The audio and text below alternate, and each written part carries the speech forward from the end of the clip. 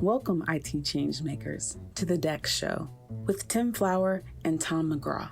Let's get into it. Hello, changemakers. It's the Dex Show within a show. Reality Bytes. It's a panel edition.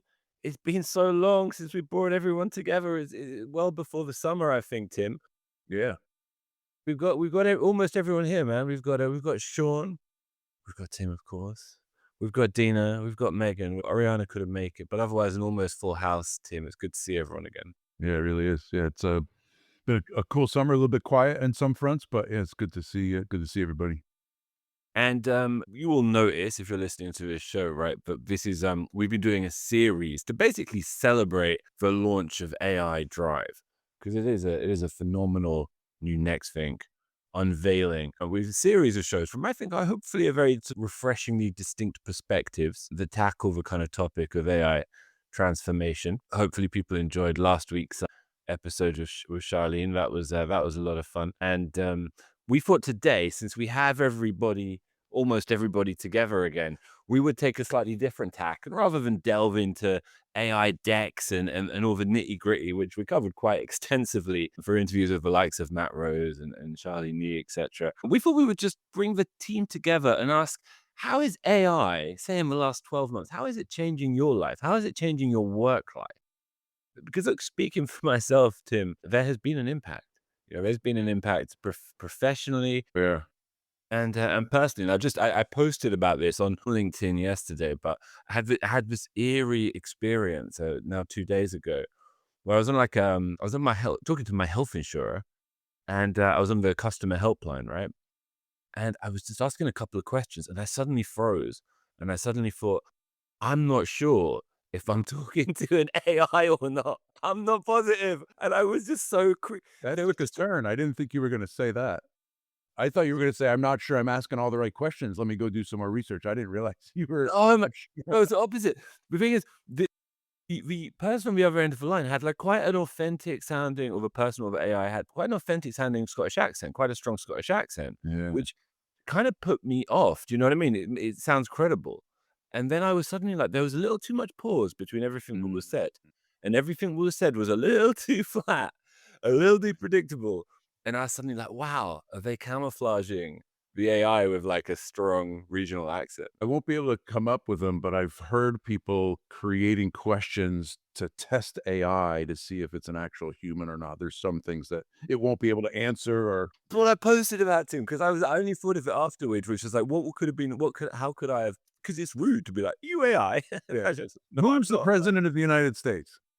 That wouldn't do it. Yeah. I was going to say, are you looking forward to your lunch? Like Blade Runner style, try and elicit some human emotion. Right. That would be Get into the feel kind of questions, right? How do you feel about what was your reaction towards that? Even the reaction question could be a bit of a mirroring one, but if it starts to become genuine and conscious related or feelings related, that's going to be the easiest one in. However, they're learning. They are getting growing better at and that, learning. Yeah. It's going to be a game going forward, isn't it? Trying to discern the real from the fake and all that. It's going to be like, I think, a pastime of some sort.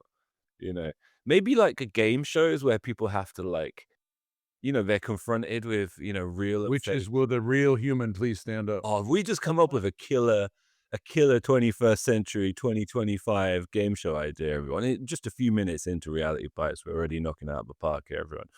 Dina, I know you're going to have some good. So on with the theme of the show, properly speaking, Dina. I know you're intrepid when it comes to technology. How has AI been transforming your work life, would you say, most pronouncedly? So the speed and scale of drafting and research is becoming quicker. So it's impressive in that aspect. The personalization scale, where you're able to learn quicker, onboard quicker, and do more collaborative stuff with everybody else in that sense, if you want, or put everything in a nicer consolidated way.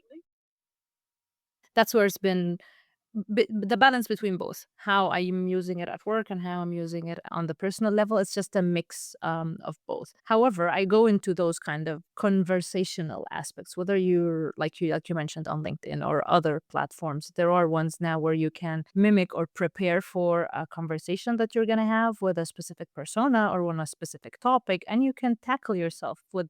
At the end of the day, you get a script that would give you FAQs, question and answers. It's not about how to be smarter. And this is where it's going to become an interesting challenge later on when you're doing interviews, at least. To go beyond the skills that people have, you need to go to the other skills. Do they have the capability to actually learn? Do they know how to keep on learning? This is one of the skills we need to keep on teaching people and look for. Look for the human fingerprint. What really makes people people to be differentiating them amongst the AIs, right? And I think I wrote over in our chat, it's not humans versus the machine anymore. It's humans versus humans who are capable and empowered of using AI, integrating them in their day to day. We're not becoming cyborgs. I'm all about the matrix and all that. But we need to be able to differentiate more and more. It's becoming harder because they are becoming smarter and more exposed than we are. I think we just need to go back to the core of making humans humans, the empathetic aspects of us, feelings like mentioned earlier, and expressions like that. This is where our consciousness is going to prevail, I would like to say, and this is where it's been fantastic to use it. The irritating or challenging part have been in the double checking, in the context switching, and the hallucinations for sure, the fragmentation and the cognitive aspect of how things are being replied back to us, and the dependency blind spot. Sometimes they don't know the correlation or dependency, which is an area for improvement. This is where they are at now. Let's see how they will be in 6 months. Do you have any guardrails, Dina, with regards to like the qualitative aspect of work? Do you know what I mean? Like when you're engaging with AI, is it just a question of scrupulosity, or are there certain habits which are keep ensuring that your work retains its personal imprint? Where don't over AI things, even if you're asking AI to say, keep it in a human tone, in a nice warm aspect. Like this is not what makes it human. It's still machine replying, right? Mimicking things. But to do that is to reflect on the integrity part, on the disciplinary part, on keeping the rules and the guards in, how to make your conversation compliant, right? I can have a very well constructed piece of poetry, right? Doesn't mean that it's going to be beautiful. Doesn't mean that it's art. With all of the new tools now that keeps on coming up every second hour, more or less, on how to make images and everything more visually nice. But behind that visually pretty looking like image, it doesn't mean that there's an artist. It's just an algorithm trying to follow the golden ratio and the rules of how to create things in the right manner. But you need to have your fingerprint. That's why, like, it's a call out for everybody to try and see their fingerprint, work on their own fingerprint, to keep that email aspect. Even when you see it, even if it's a bit AI'd, you'll know that it's still coming from me or from Tim or any of the other guys. I'm considering, Dina, getting an email signature that says no AI was used in the conversation of this email. Yeah, well, it's gonna be the invert. Yeah, it's gonna be the invert of every prompt that you create, right? Which I'm is just going to use AI for all of them. yeah, okay, but yeah. We had a call. I had an interview. Tim couldn't make it so early in the morning. With Charlene, I mentioned earlier. Tim, who you spoke to a year ago, right? The effectively the AI theorist, right? Right. And she was saying that more recently she'd done so she'd asked her AI to describe her with increasing layers of depth on layer 2, layer 3, That's layer, interesting. and then to write, I quote, write a letter to her soul. Wow. And she said the letter moved her to tears, which was really Okay. powerful. And it reminded me, Megan, of the initial AI use case that you brought to the show just a few months ago, right? Which was AI's first practical use case was as a therapist, wasn't it? Yeah. Yeah. Oh, yeah. When I wrote that article about the That was history of AI. Yeah.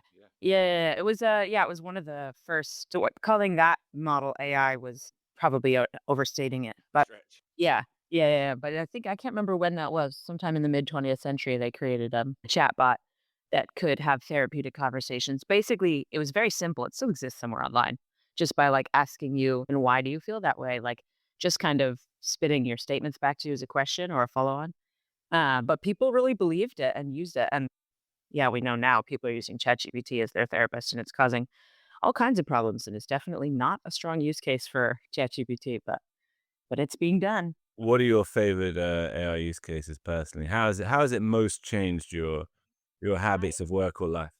I try to only use ChatGPT at work. I try not to use it in my personal life. I will admit I used it to design or I had it write me out a training and nutrition plan for my triathlon that I did. But Very other than that, no. that was just a one-time use. But yeah, at work, I think ChatGPT is actually a pretty good marketing copywriter for like basic stuff, like, oh, write me a landing page for this. And if you give it detailed notes and a detailed prompt in terms of the tone and voice you want it to use, who your target audience is, what the purpose is of the content you're looking for, it does a pretty good job of giving you something you can edit into sounding like something a human might have written. So I use it for that kind of quick copywriting, I will admit. So I don't have to do it myself. And that it has actually sped up my ability to work quite significantly, right? Because copywriting takes time and it doesn't take ChatGPT any time at all. So being able to just sort of stick a document of notes in there and ask it to create something is really useful.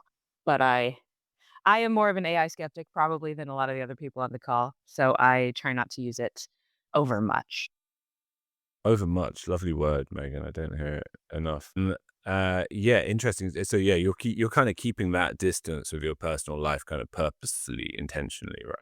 Very much so, yeah, for several reasons. Yeah. Yeah, yeah, yeah. All of which are good. What about you, Tim? Have you got a boundary in there yourself, or are you gung ho? No boundary. You all in? Sure, there's some boundaries. There's some privacy boundaries, right? You consider what am I sharing, right? I don't put up my social security number or personal information, but I do use it as a creative collaborator. I like the thought of not asking it to do my work for me, but ask it to do some of the thinking for me. Right? I use it as that creative collaborator. I went back in my chat history with ChatGPT and looked at my very first question I ever asked it. And it was, tell me what digital employee experience is. It was years ago. And it did a pretty good job at summarizing it. And then I kind of got more and more advanced in the queries and the prompts that I would put in.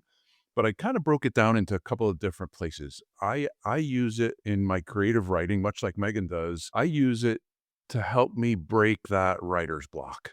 I'm sitting here, I have an idea, I've got a couple of bullets, I know what I want to talk about, but I just can't put the thoughts together. So I'll upload what I'm thinking of and say, give me 10 bullets of how I can expand this topic, right? Give me some creative ideas that I can then go expand on. And then once I've got it drafted, I can upload that and ask it for changes to readability or grammar, or did I miss any ideas, things like that. Used it a little bit in creating the Parallel podcast. Give me some themes for episodes that I can then go expand on and write and then tweak it from there. Use it a lot for summarizing documents, right? I took a whole bunch of our Q&As from podcasts like this that we've had with guests, and I asked it to summarize each one and then use those summary bullet points for our sales teams to go out and publicize the podcast. Here's what we talked about. Here's the themes, and then use it for some research. And on the personal side, I've gone down maybe 4 or 5 different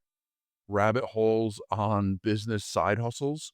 Here's my concept, develop a plan. It comes back with a full business plan, the funding model, the manufacturing, the revenue models. It's really, especially if you tell it, you are a pro Make in me rich. XYZ. That's what you got to say. Make me rich. Come on. Make me rich. What's the Don't what's hang the around. quickest way to riches, please? When can I start? I think there's something in that, though. Like you can take that, as an entrepreneurial advice and such. Like it's really I've strong. definitely done finance Yeah. research, right? Here's what I'm looking at doing with my K or my IRA or my mortgage, or give me some advice on how to structure things. And it seems to be pretty good at it. You see, Megan, this is where you got to let it into your personal life a little bit. No, thank you.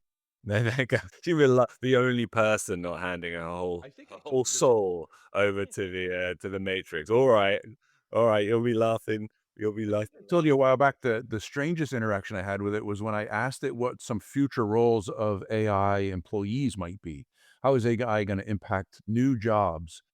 And one of the 5 that it listed was DEX strategist. And in parentheses next to that, those words, it said wink, wink. Wink. which kind of blew me away. Yeah, it's funny when it's cheeky. It's funny when it's cheeky. Look, we all have, we're talking about so far pretty similar professional profiles. But what about, especially maybe Tim and Dina, who have a lot of connections to a lot of different professional profiles inside the company, a lot of other experiences, to others on the call as well.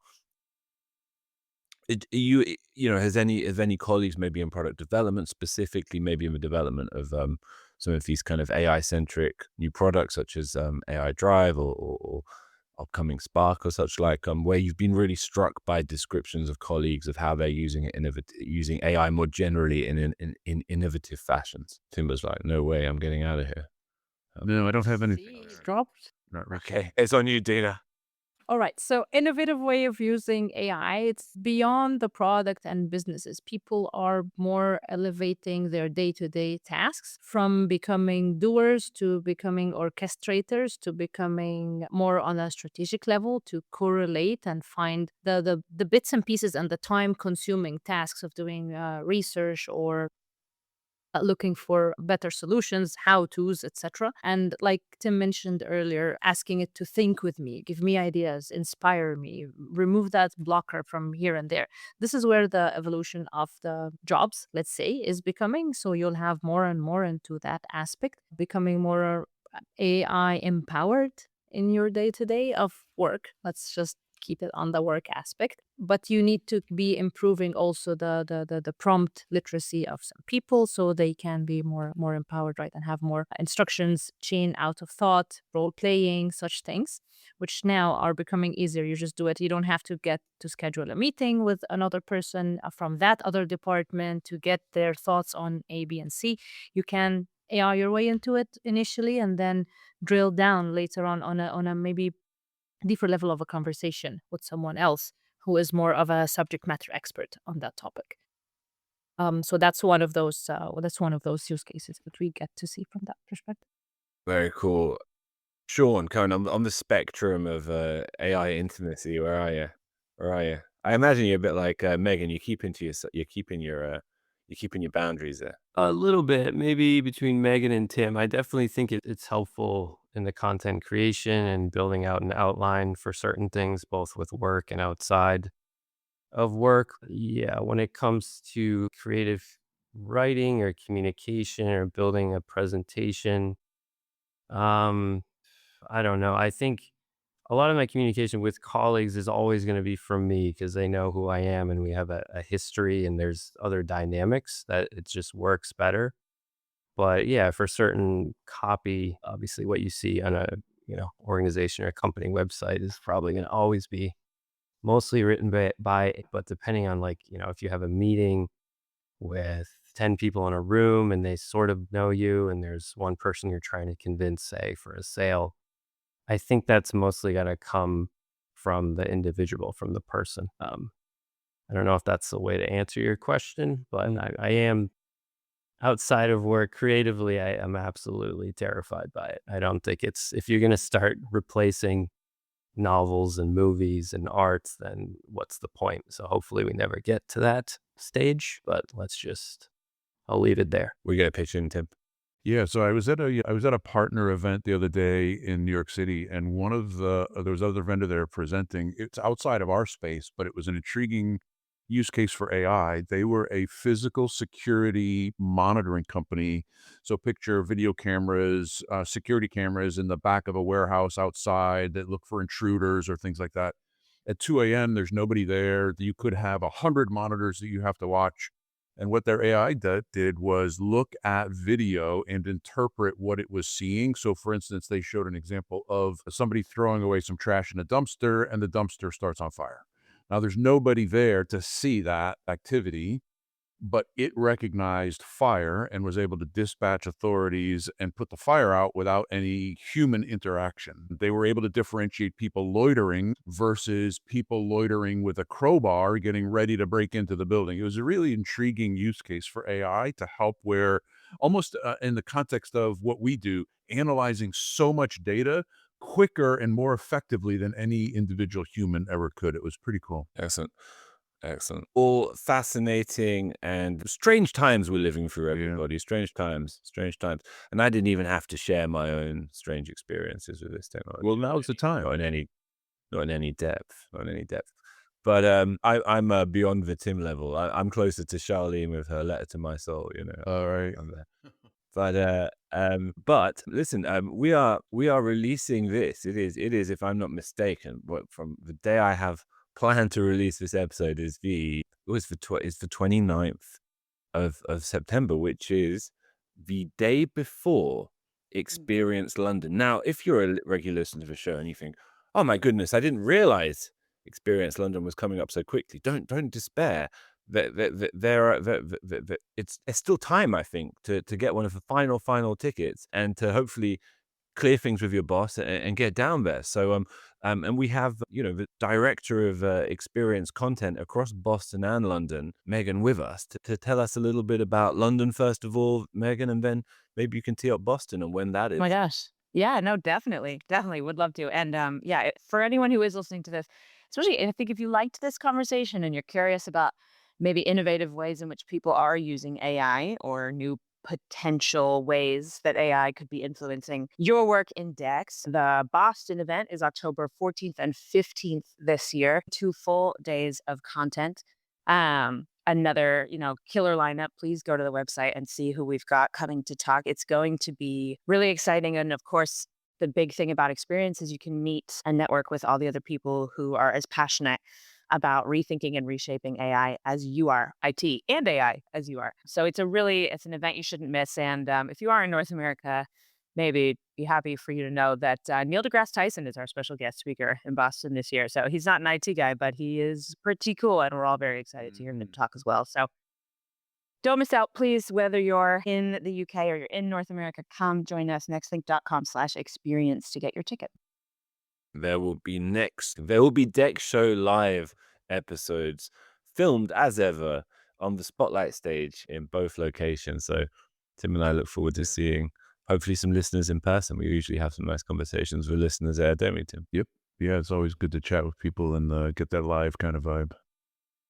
Absolutely. So, look, on the, if you follow us on social media, why not share some of your own weird and wonderful ways of using AI, your own thoughts or trepidations about the future of this technology in or out of a workplace. And if you're interested in, your digital workplace team having greater visibility, greater control, greater insight, greater ability to influence the adoption and transformation that AI offers any organization, you've got to look into AI Drive. We're really drilling that home the last few weeks, and you can find a link in the show notes to that, as well as many of the other resources that we've already mentioned. Just remains for us to say we hope to see many of you listeners in London or in Boston, and we'll see you all soon, guys. Goodbye. To make sure that you never miss an episode, subscribe to the show in Apple Podcasts, Spotify, or your favorite podcast player. And if you're listening on Apple Podcasts, make sure to leave a rating of the show. Just tap the number of stars you think the podcast deserves. If you'd like to learn more about how NextThink can help you improve your digital employee experience, head over to nextlink.com. Thank you so much for listening. Until next time.